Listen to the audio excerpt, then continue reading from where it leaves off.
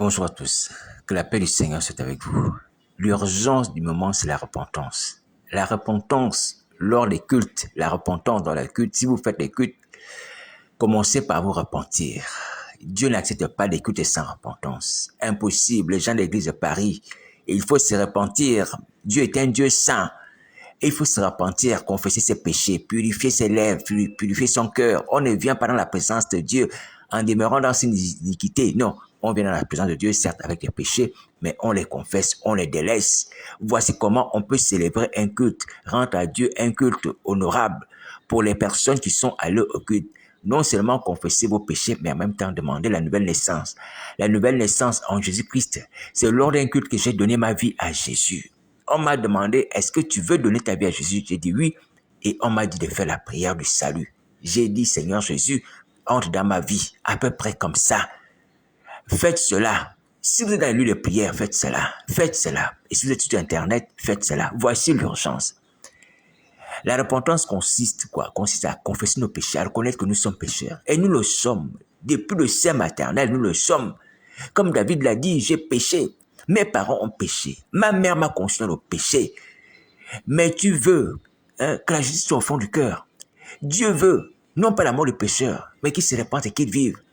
Que le cœur, nos âmes soient purifiés, soient lavés. Confessez vos péchés, confessez vos péchés. Si vous êtes en plein culte ou si vous allez au culte cet après-midi, confessez vos péchés. Voici l'urgence, voici l'urgence, voici l'urgence. Et demandez à ce que Jésus Nazareth vienne dans vos vies. Vienne dans vos vies, qu'il entre en vous, qu'il entre en vous. C'est vrai que c'est une grâce que nous avons d'aller au culte dans un lieu de prière ce dimanche. Parce que comme nous le savons, les lieux de prière sont les lieux où Jésus Nazareth nous visite. Dans la Bible, vous avez vu que le Seigneur Jésus était rentré dans le temple de Jérusalem. Et là, il a trouvé les vendeurs de bœufs, il les a chassés. Donc, le Seigneur Jésus visite les églises. Il visite les églises. Il visite les lieux de prière. Il visite les réunions. Dans le livre de l'Apocalypse, il est dit que, c'est lui-même qui le dit d'ailleurs, qu'il est celui qui marche au milieu des 7 chandeliers. Les 7 chandeliers sont les 7 églises de l'Apocalypse. Et il tient dans sa main les 7 anges. Les 6 églises qui sont les 7 étoiles. Dans la vision de Jean, c'est comme ça qu'il explique. Ça veut dire qu'il marche au milieu de ces chandeliers, pourvu qu'on lui ouvre la porte. Pourvu qu'on ouvre la porte à Jésus de Nazareth. Vous voyez? Le Seigneur Jésus ne veut pas nous forcer à l'adorer, à le reconnaître comme maître et sauveur. Il a dit, je me tiens à la porte et je frappe. Si quelqu'un entend ma voix, ouvre la porte, j'entrerai chez lui, je vais souper avec lui et lui avec moi. Alléluia. Donc, ce jour de dimanche, le Seigneur Jésus certainement est à la porte de ton église, mon frère, ma soeur. À la porte de ton cœur, mon frère, ma soeur. Ouvre-lui la porte de ton cœur aujourd'hui. Change de vie. Il viendra en toi. Sans attitude. Aujourd'hui, ça peut être un jour nouveau. Un jour d'un nouveau départ.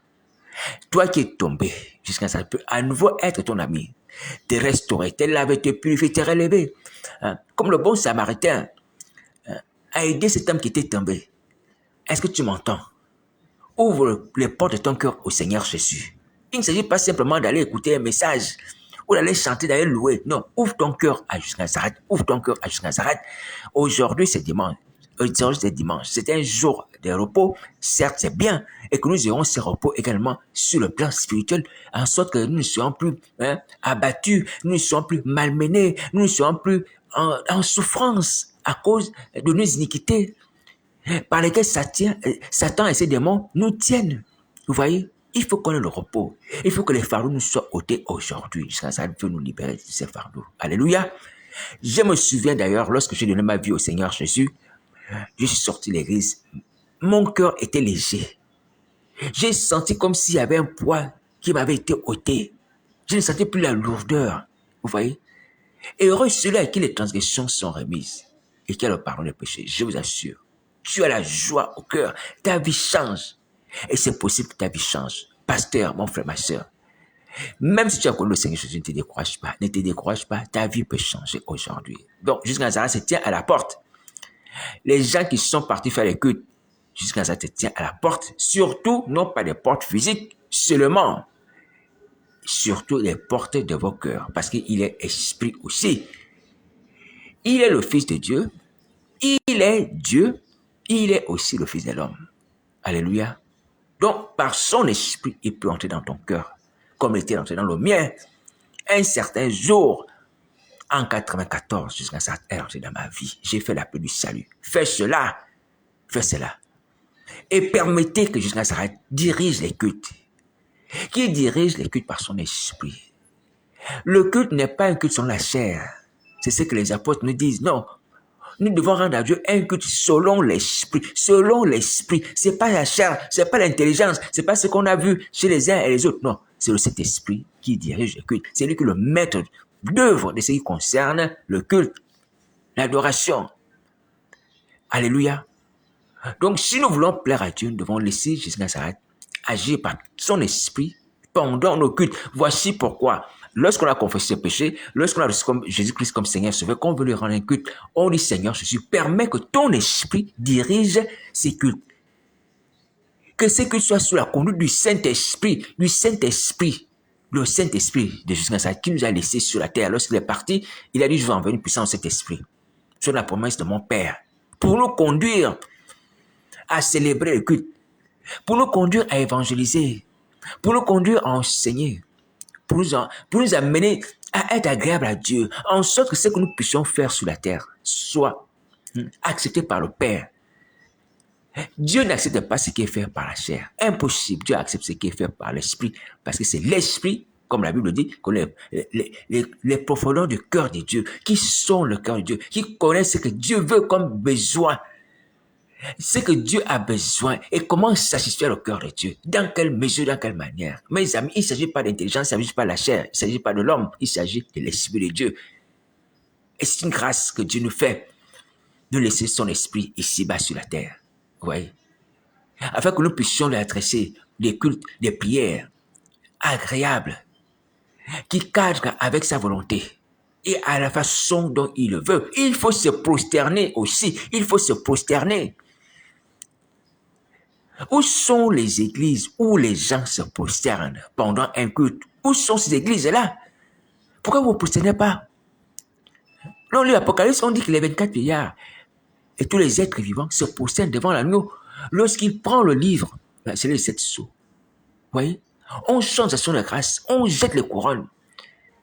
On se prosterne devant Dieu, devant son Fils. Pourquoi vous ne vous prosternez pas? Pourquoi vous ne vous prosternez pas? Pourquoi vous ne prosternez pas devant Dieu, devant son Fils? Pourquoi?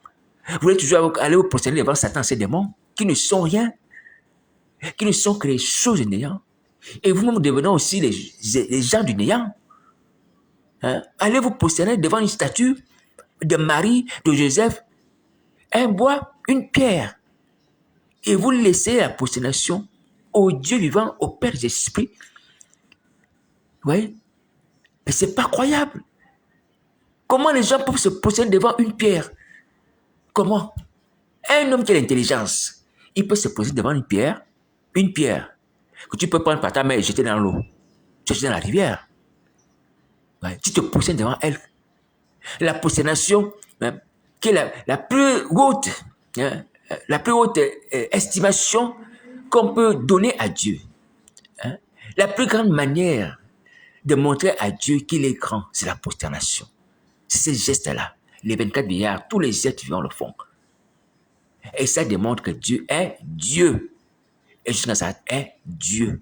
Sur la terre, les gens sont prosternés. Même les démons se prosternent.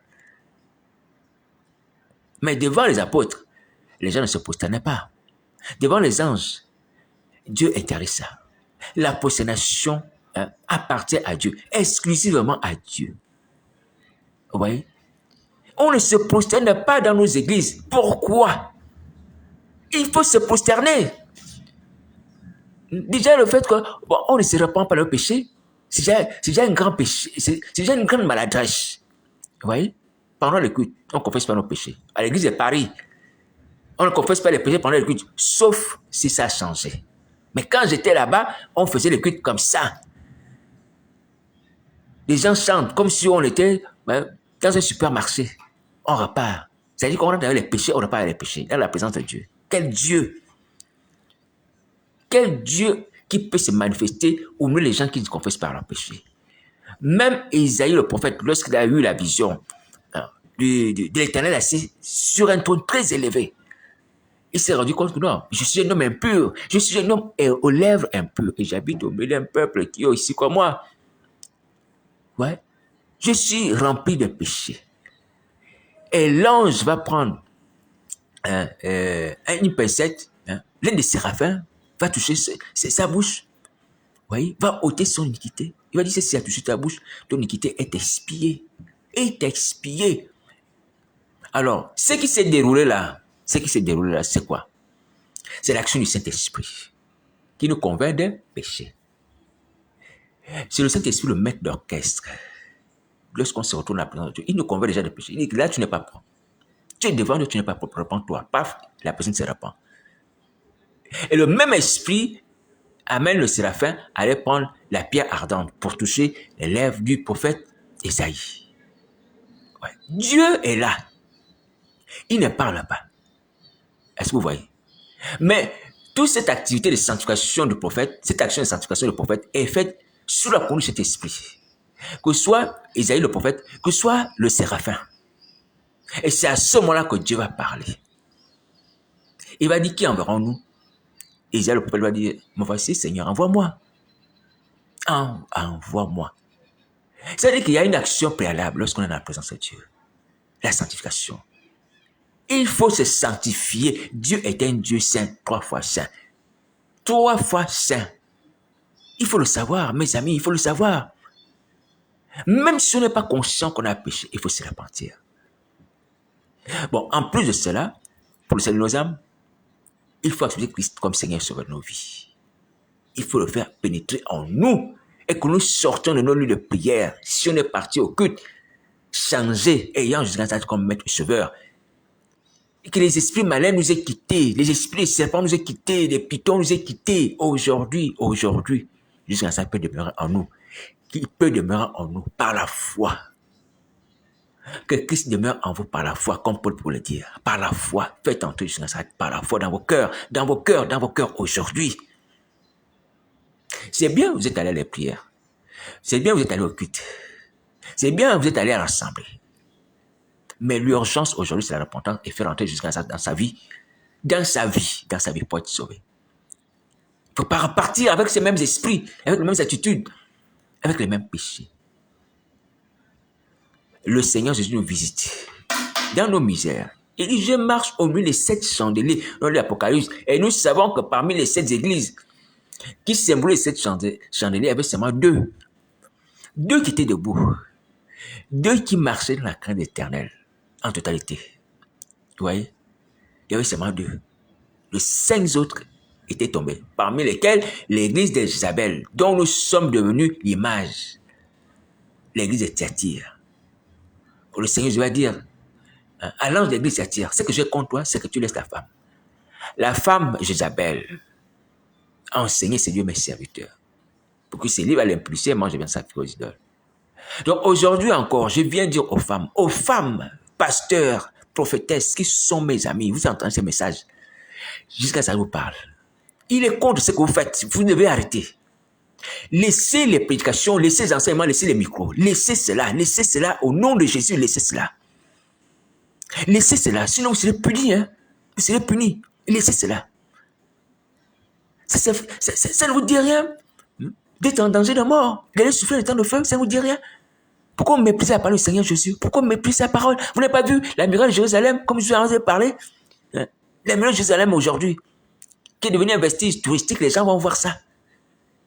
Mais c'était un monument, un temple qui était là. Voilà ce qui en reste. À cause de l'incrédulité des Juifs qui n'ont pas reconnu Jésus comme maître et sauveur. Vous pensez que Jésus ne punit pas? Vous pensez qu'il ne punit pas? Vous pensez cela? Vous vous trompez, Il faut vous repentir. Laissez les micros. Asseyez-vous. Voilez-vous. Repentez-vous. Humiliez-vous. Prosternez-vous devant Jésus-Christ. Demandez pardon pour vos péchés, les hommes comme les femmes. Est-ce que vous entendez? Nous sommes vraiment au temps de la fin. Nous sommes au temps de la fin. Les faux prophètes, malheureusement, ce sont nos sœurs. Les gens qui n'ont pas reçu l'appel, qui n'ont pas reçu l'autorisation de parler au nom de Jésus à l'assemblée, diriger l'église. Oui. c'est exercer un faux ministère, c'est être un faux prophète ou une fausse servante. Et c'est qui est la démonstration que nous sommes au temps de la fin. Oui. Il faut pleurer. Cette malédiction-là est tombée sur toi, ma soeur, toi qui es mon ami. Tu es fausse prophétesse au temps de la fin. Le Seigneur Jésus a dit qu'il va s'élever beaucoup de faux prophètes. Certes, il y a des hommes, mais dans le groupe d'hommes, il y a aussi des femmes. Des femmes. Ouais. Il faut se repentir. Il faut se repentir. C'est une malédiction de Judas Iscariote, le fils de la perdition. Il faut demander à ce que le sang de Christ Nazareth te libère, c'est cela. La prophétie qui disait que Jésus Nazareth allait être trahi. Cette prophétie est tombée sur Judas Iscariote, Satan l'a utilisée. Est une malédiction. Repends-toi, ne sois pas un instrument d'accomplissement de cette prophétie de malédiction. Il y aura des faux prophètes. Laissez les esprits malins m'agir en tant que faux prophète. Ne soyez pas leur porte-parole, leur instrument. Vous voyez?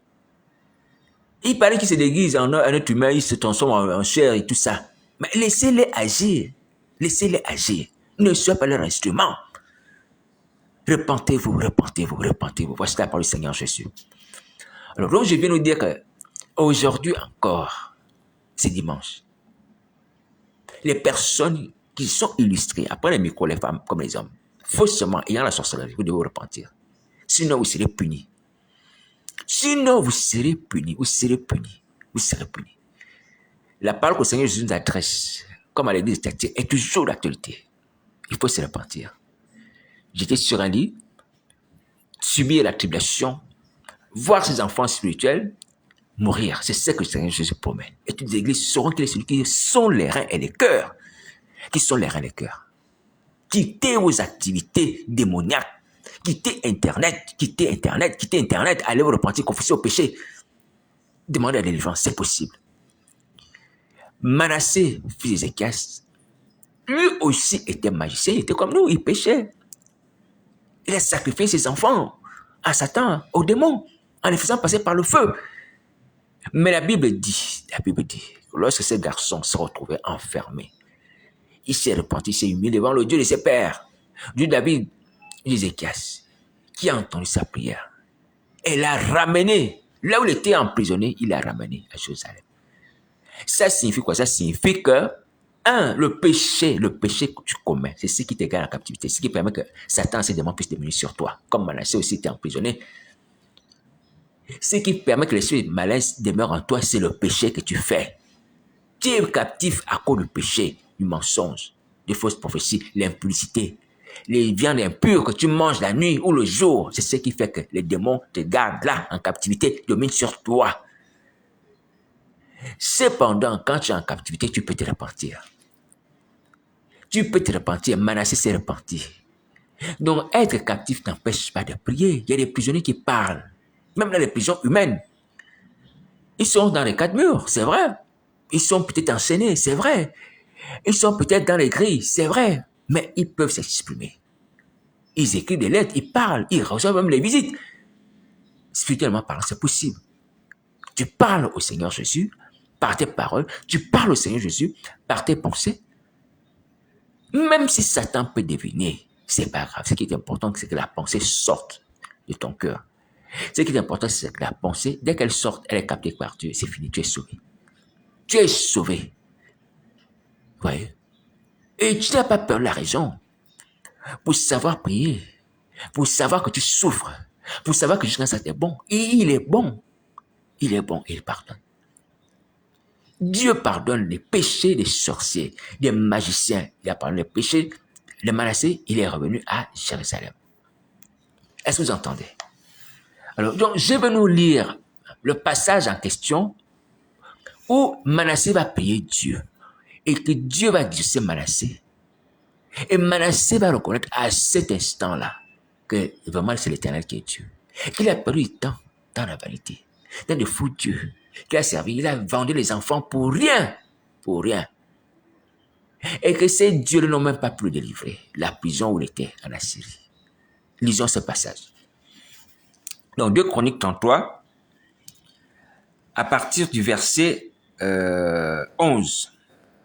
Alors l'Éternel fit venir contre eux les chefs de l'armée d'Assyrie Ils capturèrent Manassé et lui mirent des crochets, l'attachèrent à des chaînes en bronze et le conduisirent à Babylone. Lorsqu'il fut dans la détresse, il implora l'Éternel, son Dieu, de ses ancêtres. Il lui adressa des prières. L'Éternel se laissa fléchir. Il exauça ses supplications et le ramena à Jérusalem dans son royaume. Manassé reconnut alors que c'est l'Éternel qui est Dieu. Manassé reconnut alors que c'est l'Éternel qui est Dieu. Manassé reconnut alors que c'est l'Éternel qui est Dieu. Il n'y a point d'autre Dieu que le Dieu de David. Il n'y a point d'autre Dieu que le Dieu d'Abraham, d'Isaac et Jacob, le Dieu d'Ézéchias. Alléluia. Il n'y a point d'autre Dieu. C'est le Dieu qui blesse et qui guérit, qui a enfermé Manassé et qui l'a libéré. C'est le Dieu qui donne la vie et qui ressuscite. C'est le Dieu qui fait mourir et qui donne aussi la vie à ceux qui sont morts. Dieu est Dieu. Il n'y en a point d'autre, le seul éternel. C'est le Père, notre Seigneur, Sauveur Jésus Nazareth. Est-ce que vous entendez? Manassé a reconnu que l'Éternel est Dieu. Toi, tu vas attendre ça jusqu'à quand? Attendre de reconnaître que l'Éternel, les armées, est Dieu. Tu veux continuer à rendre des cultes à Satan? Tu veux continuer à rendre des cultes au ciel, l'esprit des eaux, des forêts? Tu lis bien ce passage. Tu lis bien ce passage. Toi, tu as la Bible. Que c'est l'Éternel, c'est Dieu. Il n'y a pas d'autre Dieu que lui, l'Éternel des armées. Il le démontre. Manassé a reconnu que l'Éternel est Dieu au travers de la démonstration de sa libération. Quand on est Dieu, on le démontre. On affranchit, on libère, on fait du bien. Satan n'est pas Dieu parce que Satan ne peut pas te faire du bien. Il ne peut pas te libérer à la sorcellerie. Il ne peut pas te livrer à la sorcellerie. Est-ce que tu vois? Il ne peut pas te faire du bien. Aucun bien, aucun bien, aucun bien de la part de Satan, le diable. Oui. Dans la démonstration que Dieu fait à Manassé, et il croit, et je me réjouis, Dieu le prouve qu'il est réellement Dieu au travers de sa capacité à le délivrer, au travers de sa capacité à vouloir son bien, au travers de sa capacité à lui pardonner. Est-ce que vous voyez? Est-ce que Satan pardonne? Quand les gens font des bêtises ou bien échouent dans les missions, Satan pardonne? Non, il ne pardonne pas. Il n'est pas Dieu. Il n'est pas Dieu. Quand on est Dieu, on pardonne. Dieu a des attributs, Dieu a des caractères. Oui, Satan le démontre, il n'est pas Dieu. Il ne pardonne pas. Oui. Et vous voulez passer du temps à vous courber devant Satan le diable. Vous ne voulez pas vous positionner devant Jésus Nazareth. Vous ne voulez pas vous positionner devant le Père de Jésus, notre Dieu. Vous faites erreur. La Bible dit dans le livre de Jean 3,16 que Dieu a tant aimé. Ah Seigneur, quel merveilleux passage. Dieu a tant aimé le monde. Écoutez bien. Dieu a tant aimé le monde qu'il a envoyé son Fils unique afin qu'on croit en lui ne périsse point, mais qu'il a la vie éternelle. Combien c'est merveilleux. Combien c'est merveilleux. Dieu a tant aimé le monde. Un monde composé de personnes ingrates. Un monde composé de personnes idolâtres. Un monde composé de personnes qui offensaient Dieu, qui blasphémaient Dieu, qui violaient sa loi, qui tuaient les êtres humains créés à son image. Mais Dieu les aime. Incompréhensible, Dieu a aimé ce monde-là. Il nous a aimés dans cet art, moi le premier. Et je dis encore, Seigneur, je ne sais pas comment, je ne sais pas pourquoi, je suis indigne que tu m'aimes, Père. Je suis indigne que tu aies permis que je me donne la vie. Parce qu'il ne peut venir à Christ si le Père l'attire, si le Père le choisit. Quand je regarde ma propre vie, j'étais méchant. Méchant de chez méchant. Mais je n'avais pas la sorcellerie, je me suis dit, ah Seigneur. J'ai pensé à ça, je me dis, Seigneur, si j'avais eu la sorcellerie, mais je serais comme Hitler. Je serais comme Hitler, c'est une façon de parler, mais je serais vraiment méchant. J'étais déjà méchant sans la sorcellerie. Avec cette chair, trop méchant même. Vis-à-vis de mes frères, je me reconnais. Sans la sorcellerie, sans avoir l'esprit impur, Hein? L'esprit méchant là. Mais si j'avais eu ça, je serais devenu comment? Comment? Un sanguinaire. Je l'étais déjà, mais plus que cela. Ouais. Mais Dieu m'aime. Voici qu'un dimanche, ayant choisi ma pauvre personne, misérable personne, il a permis que Jonathan entre dans ma vie. Un dimanche. Après un culte. On m'a demandé, est-ce que tu veux donner ta vie à Jésus? J'ai dit oui. Fais l'appel du salut. J'ai fait l'appel du salut. Et Jésus-Christ est entré dans ma vie. En l'instant, l'envie de fumer a disparu. En l'instant, l'envie de boire a disparu. En l'instant, l'envie de chercher les femmes a disparu. J'ai rendu témoignage, c'est vrai. Même si ma vie n'a pas été un long fleuve tranquille, même si j'ai eu des chutes, j'ai dit qu'en ce moment, j'étais changé. Mes fardeaux étaient tombés, les chaînes étaient tombées. Je me sentais léger. Je suis sorti de là léger, je vous assure. Et les jours qui ont suivi, j'ai commencé à avoir le désir de prier, de lire la Bible, m'intéresser aux choses de Dieu. Je ne comprenais pas ce qui s'est passé à moi. Mes amis, Dieu nous aimait. Méchants comme l'était, méchants comme l'était. Est-ce que tu sais ça, que Dieu t'aime? Il continue à t'aimer. Même si tu as de toutes les vies humaines, il n'aime pas ce que tu as fait, c'est vrai, mais il continue à t'aimer. Toi, tu restes en vie. Il va te sauver. C'est comme Dieu a dit, bon, je vais protéger Caïn. Caïn a tué son frère, c'est vrai. Mais je vais mettre un signe sur Caïn pour que Caïn reste en vie. Est-ce que Caïn devait rester en vie? Non. Normalement, Caïn devait mourir. Il a tué son frère. Mais Dieu va dire, je vais mettre un signe sur Caïn pour que Caïn ne meure point et Caïn n'est pas mort. Vous voyez? C'est la manifestation de l'amour de Dieu. Nous sommes la génération de Caïn, des meurtriers, des assassins, des menteurs. Il ne faut pas le cacher. Oui. Dieu va faire cette grâce-là à Caïn, un meurtrier, le premier meurtrier. Hein? Parmi les hommes, c'est Caïn. Mais Dieu va mettre un signe sur le fond de Caïn. L'amour de Dieu. L'amour de Dieu envers les malheureux, misérables. Caïn avait fait quoi? Il a intercédé. Il va dire à Dieu, oui, tu me chasses, tu m'as maudit et tout ça, tu veux que je quitte ta présence. Mais mon châtiment est trop grand. Si quelqu'un m'envoie, va me tuer. Si tu m'as abandonné, je n'ai pas ta protection, je n'ai plus ta présence. Et Dieu va mettre un signe pour protéger Caïn, un signe sur son front. Mes amis, malgré les meurtres, les assassinats que nous commettons, le Seigneur, l'Éternel des armées, le Père, notre Seigneur, Sauveur, nous aime toujours et peut nous accorder la grâce du pardon. La grâce du pardon. Nous pouvons avoir le pardon. Est-ce que vous savez ça? Nous pouvons avoir le pardon.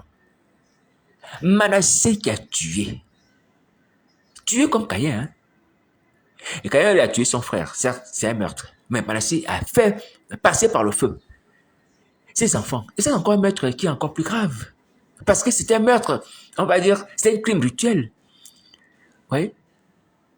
Manassé avait commis un crime rituel, c'est-à-dire en l'honneur des faux dieux de Satan et ses démons. Il a fait passer ses enfants par le feu, en les brûlant par le feu. Hein. Vous regardez le degré de cruauté, brûlant par le feu, brûlé par le feu. Hein. Pour amener vraiment Manassé à offenser Dieu. Gravement. Certes, Caïn avait péché, il a tué son frère Abel, avec colère aussi. Oui. C'était un crime rituel, on peut le dire, oui, mais de façon indirecte. Pas conscient, comme Manassé. Caïn avait éprouvé la jalousie. Ça, c'est autre chose. Mais un crime est un crime. Mais simplement, c'est pour dire que nous avons atteint ce degré de crime de Manassé. Il s'agit ici de faire des crimes rituels parce qu'on sacrifie des vies à Satan le diable consciencieusement. On ne tue pas simplement par jalousie. On ne tue pas simplement parce que, voilà, on veut être le seul à dominer. Par rivalité. On veut pas des rivales. Non. On veut pas être soumis à quelqu'un. On veut se venger. Non. Aujourd'hui, on tue dans l'église. Parce qu'on veut rendre culte à Satan. Parce qu'on veut donner sacrifice à Satan. Parce qu'on veut renouveler les pactes. Comme Manassé. Cependant, Manassé a invoqué l'Éternel des armées qui a eu pitié de lui. Et il est revenu à Jérusalem. Donc, j'aimerais nous dire, mes amis, pourquoi vous entêtez dans une chose qui ne plaît pas à Dieu, qui nous fait du tort à nous, qui égale la captivité, le péché. Pourquoi nous entretenons une chose également qui va nous amener à brûler dans le feu? Manassé, certes, était en prison. La prison, c'est pas comme le feu, mes amis. C'est pas pareil. C'est pas pareil. Le feu éternel ici, mes amis, c'est un feu redoutable dont personne ne connaît le nombre de degrés. Tu vas brûler, pasteur, pasteuse, hein? Je peux dire pasteuse, pasteur femme. Tu vas brûler, tu vas sentir ça, cette chaleur-là, éternellement dans ton être entier. Ton corps serait déjà certainement évaporé, disparu. Aurait déjà disparu avec le feu. Tous les jours de ta vie dans les eaux, s'il en restera, je ne suis pas sûr. Tous les jours, tous les jours, tous les jours, tous les jours, éternellement. Est-ce que tu réalises ça?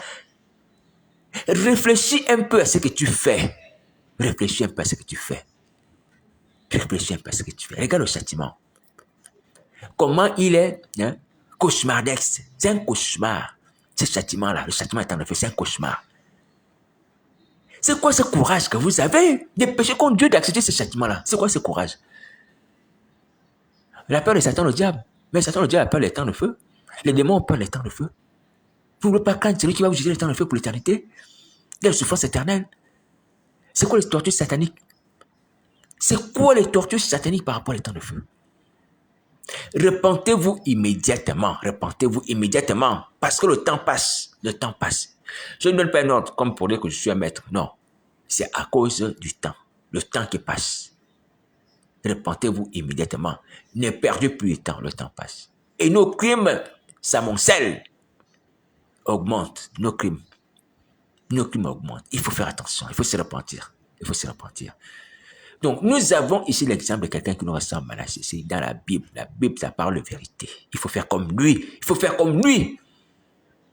S'il y a besoin, vous me contactez. Selon que la Bible dit, bon, il faut prier les uns pour les autres, confesser vos péchés les uns les autres. Oui, vous serez libérés.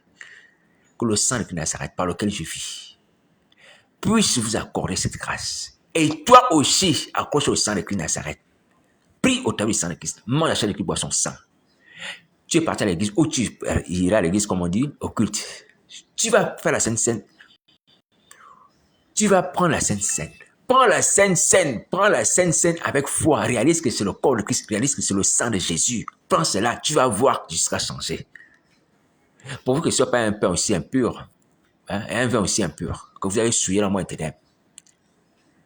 Mais si c'est un pain qui est normal, un vin qui est normal, confesse tes péchés dans le secret. Si tu vas aller au culte cet après-midi, confesse tes péchés dans le secret. Mange la chair de Christ, c'est-à-dire en prenant le pain, bois le sang de Christ, en prenant le vin, en discernant sur le corps de Christ, en demandant Seigneur Jésus, au travers de ce sang, au travers de ce corps, au travers de ta chair, au travers de ton corps, Seigneur Jésus, il vient demeurer en moi. Et tu verras que le changement, l'esprit mal va te quitter. Il va te quitter aussitôt. Je dis bien aussitôt. Il va te quitter aussitôt. Mange la chair de Christ avec foi. Fais le repas du Seigneur avec foi. Discerne sur le corps de Christ. Mais confesse d'abord tes péchés. Fais cela. Fais cela. La sorcellerie va te quitter, mon frère, ma soeur, toi qui as envie d'être délivré de la sorcellerie. Si tu vas au culte, va faire cela. Maintenant, si tu as fait cela et que la Sainte Seine n'a pas opéré, peut-être qu'elle était souillée. Parce que les enfants d'Israël péchaient contre Dieu comme ça. Ils amenaient les animaux souillés. La table éternelle était souillée. Des vomissures, des choses comme ça, spirituellement parlant. Si tu n'arrives pas à avoir de délivrance de cette façon, fais la Sainte Seine tout seul dans la chambre. Tu achètes le pain azim, le pain sans levain, tu achètes du vin. Est-ce que tu m'entends? Du pain sans levain de grand prix, si tu peux avoir les moyens. Si tu n'as pas beaucoup de moyens, c'est moi qui le dis. Ce n'est pas une obligation. Comme pour dire que c'est moi qui parle, ce n'est pas le Seigneur. Le pain azim de grand prix. Le pain azim le plus cher, si tu as les moyens. Le vin normal.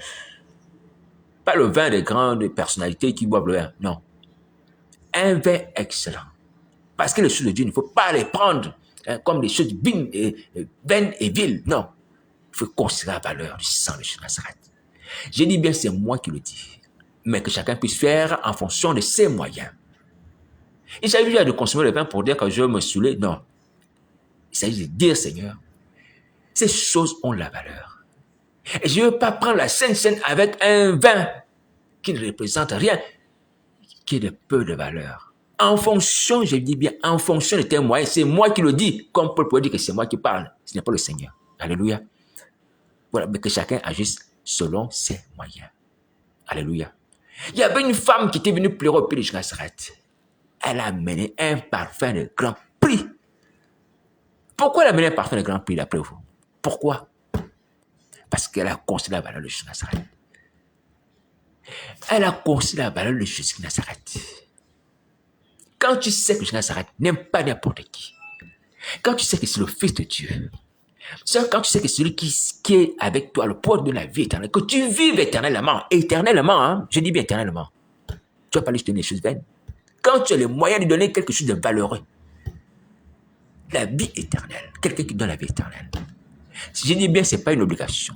Alléluia. Ce n'est pas une obligation.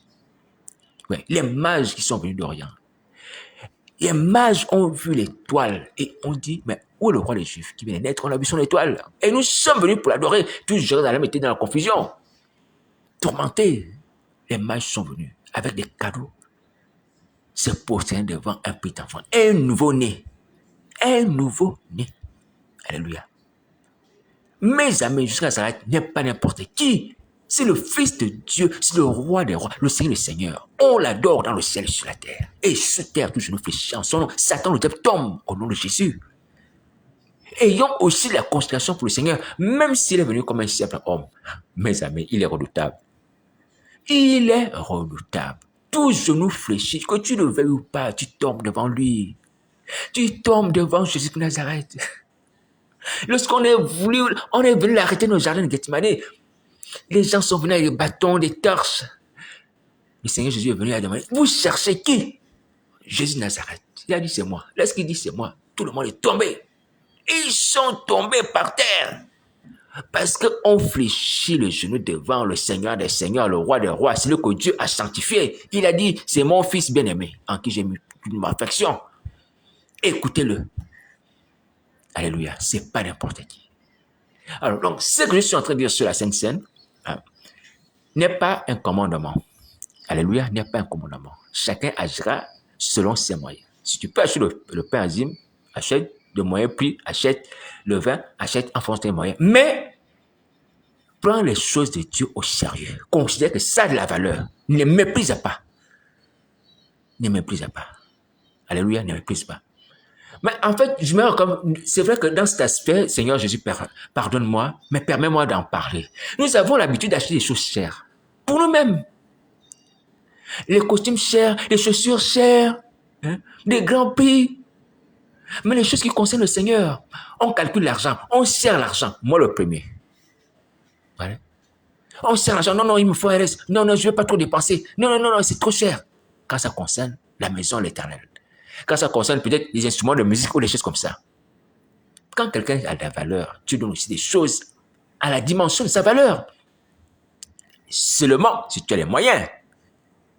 Alléluia, seulement si tu as les moyens. Alléluia. L'attachement à Jésus se manifeste aussi par cela. Par cela. Mais ce n'est pas une obligation. Ce n'est pas une obligation. Alléluia. Voilà. Donc, c'est une parenthèse que j'ai ouverte. Cependant, si tu peux faire la Sainte Seine dans ta maison, tu achètes le pain azime, tu achètes du vin, et tu fais cela avec foi, après avoir, un, confessé tes péchés, deux, en discernant que ça c'est le corps de Christ. Trois, en demandant, Seigneur Jésus, au travers de ce pain et ce vin, viens demeurer en moi. Et tu cites les paroles bibliques, les Jean 6,56, qui dit que c'est lui qui mange ma chair et qui boit mon sang, demeure en moi et moi en lui. Seigneur Jésus, maintenant, je mange cette chair, je demeure en moi, je bois ce sang, demeure en moi. Accompagne les gestes de la Sainte Seine par des paroles bibliques, fais comme ça. Accompagne la Sainte Seine par les paroles bibliques. Ne prends pas la Sainte Seine sans accompagner cela par des paroles bibliques. Et tu auras la vie. Pourquoi je te dis ça? Parce que dans la Bible, c'est comme ça qu'on fait. Quand on impose les mains malades, on accompagne ça d'une parole biblique. Au nom de Jésus, reçois la guérison et tu imposes les mains. Tu accompagnes, soit le nom de Jésus, soit une parole biblique. Dans le livre d'Ésaïe, chapitre 6, le séraphin qui va voler, qui va prendre la pierre ardente dans l'autel, qui va toucher ses lèvres. Le séraphin ne va pas toucher les lèvres du prophète comme ça et dire je touche tes lèvres. Non, il va dire une parole. En touchant les lèvres du prophète, il va dire, ceci a touché tes lèvres. Hein. Cette pierre a touché ses lèvres, ou ceci, à peu près comme ça, je n'ai pas le texte sous les yeux. Ton iniquité est expiée. Ceci a touché tes lèvres, ton iniquité est expiée. Vous voyez? Donc, en faisant le geste de toucher ses lèvres, il accompagne cela de paroles. Donc, au travers de ces gestes-là, c'est l'iniquité qui s'en va. Est-ce que vous voyez? Donc, le geste doit accompagner la parole. Le geste doit accompagner la parole. Faites la Sainte Seine comme ça. Les paroles publiques. Alléluia. Voilà. Voici le secret pour délivrer. Il n'y a pas d'autre secret. Même si le diable vous a envoûté, mes amis, le diable nous a envoûté, c'est vrai, mais vous serez délivrés. Au travers de la chaîne de Christ et son sang. Sur le chemin d'Emmaüs, les disciples ne reconnaissaient pas le Seigneur. Vous voyez, ils avaient perdu la mémoire. Mais lorsqu'ils se retrouvent dans la maison, le Seigneur, après avoir partagé le pain, leurs yeux vont s'ouvrir. Ça signifie quoi? Ça signifie que quel que soit l'enchantement, les voiles sataniques, les blocages, peu importe, l'ensemble des liens, des chaînes que Satan a placées sur toi, sur ton âme, peu importe. Alléluia. Si tu fais la Sainte Seine avec foi, selon que la Bible nous demande de faire ça, tu verras ta délivrance. Tu verras ta délivrance. Mais si Satan t'a lié à l'impudicité, Satan t'a lié à toutes sortes de perversités, parce qu'il t'a embouté. Il lie les gens, il donne des sortilèges aux gens. Ces choses vont disparaître à l'instant. Alléluia, elles vont disparaître. Tu prends la chair de Christ, tu bois son sang, tu seras libéré. Tu seras libéré, la sorcellerie va partir. Ces choses que je vous dis, mes amis, sont possibles. Alors tu vas me dire, oui, dans la maison à Emmaüs, il fallait que le Seigneur Jésus soit là pour partager le pain. Il fallait que le Seigneur Jésus soit là pour partager. Qui va partager le pain avec moi? Je Nazareth peut être là. Dis Seigneur, sois là au milieu de moi, dans ma maison. Bénis ce pain.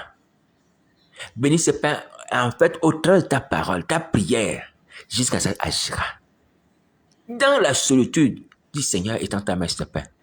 Certes, physiquement, tu n'es pas là. Mais par ton esprit, de façon invisible, Seigneur, je sais, je crois que tu peux bénir également ce pain. Rends grâce à Dieu afin que je sois délivré. Est-ce que tu m'entends? Demande la présence de Christ qui soit manifestée chez toi pendant la Sainte Seine et tu seras libéré. Maintenant, si tu veux l'accompagner d'un frère, un frère qui t'encourage, qui t'accompagne, il n'y a pas de problème. Tu peux m'appeler. Mon numéro de téléphone, c'est le 07 58 88 88 71. On va prier. On va prier. On va demander au Seigneur, sanctifie ce pain. Aide-nous à réaliser que ceci est ton corps, ton sang et apporte la délivrance au travers de cela. Laisse qu'on va le manger, Seigneur Jésus, que la délivrance s'opère. Lorsque je vais consommer ce vin, Seigneur Jésus, je sois libéré. Lorsque je vais manger ce pain, Seigneur Jésus, rentre en moi par ton esprit. Alléluia. Et tu vas dire, je mange la chair de Christ, je bois le sang de Christ. Et tu verras comment tu seras changé. Tu seras changé à l'instant. Ta délivrance est possible, mon frère, ma soeur. Pourquoi tu as brûlé dans le feu? Pourquoi? Quelle est la raison? Regardez Manassé qui était possédé. C'est pas une raison dire que j'ai des esprits malins. Manassé était possédé. Magicien. Hein? Il s'est humilié. Il s'est humilié. Les gens de Ninive, vers qui Dieu va envoyer Jonas, n'étaient pas méchants. Ces gens n'avaient pas les esprits de sorcellerie. Lorsque leur méchanceté va aller vers Dieu, c'est de quoi? Ils avaient des esprits méchants. Méchanceté égale esprit méchant. Il y a eu la méchanceté, ça veut dire qu'il y a des esprits méchants. Et ces gens ne se sont pas humiliés depuis le roi, qui devait certainement avoir une sirène comme beaucoup de nos chefs aujourd'hui. Mais il s'est humilié. S'il avait peut-être une sirène pour femme, s'il avait peut-être un esprit pour femme, comme pour avoir le pouvoir sur la terre, il faut avoir un démon pour femme. Est-ce qu'il ne s'est pas humilié lorsqu'il a vu qu'il était menacé de mort? S'il s'est humilié. Oui. Donc tous, on peut se repentir. Les autorités comme les simples citoyens. Les pauvres comme les riches, on peut se repentir quand on veut sauver sa vie. Quand on veut sauver sa vie, je dis bien, quand on veut sauver sa vie, on peut se repentir. Donc, il n'y a pas de raison, vous voyez, il n'y a pas de raison. Il n'y a pas de raison, hein. Il n'y a pas de raison à demeurer le péché. Dans la condamnation, il a tué les âmes humaines, à profaner le culte de Jésus de Nazareth, vous voyez, à transformer le culte en maison de démons, en évocation satanique, vous voyez, lieu de prière, en lieu de sorcellerie. Il n'y a pas de raison. On est délivré de nos ennemis. On est délivré des nations. Ces drapeaux des nations ne doivent plus rester dans le lieu de prière. Ces drapeaux-là ne doivent plus rester dans le lieu de prière. Il n'y a pas un passage biblique qui l'autorise. Il n'y a pas un passage biblique qui l'ordonne. Les drapeaux des nations font quoi dans le lieu de prière? Ça fait quoi dans le lieu de prière? Même si vous êtes captif des nations, Christ nous a franchis pour la liberté. C'est maintenant le temps de la liberté. Nous sommes à la 9e heure. À l'heure où le voile était déchiré, à l'heure où les rochers étaient fendus, brisés, les morts ressuscitaient. Nous sommes au temps de la 9e heure. La 9e heure, la résurrection des morts. C'est ce que nous sommes en train de vivre aujourd'hui. Pourquoi demeurer encore esclaves et captifs des nations et des esprits malins? Je ne parle pas des nations humaines. Je parle des esprits qui sont derrière ces drapeaux. Pourquoi? Il faut se repentir. Donc, voici la parole du Seigneur Jésus. Le temps est en train de partir. Le temps, il faut le racheter. Comme Paul l'a dit aux Éphésiens, rachetez le temps. Il faut racheter. Il faut racheter le temps. Le temps est en train de partir. Mes amis, on est en train de partir vers la fin des temps. Il faut se réveiller, prier. Qu'est-ce que vous faites là sur Internet? Levez-vous, priez. Aussitôt, les gens, les livres ont entendu, ils ont cru à Dieu. Vous faites quoi là sur Internet? Faites quoi là sur Internet? Priez. Priez. Voici la parole du Seigneur Jésus, priez. Pour le bonheur de vos âmes et de vos vies. Bon courage.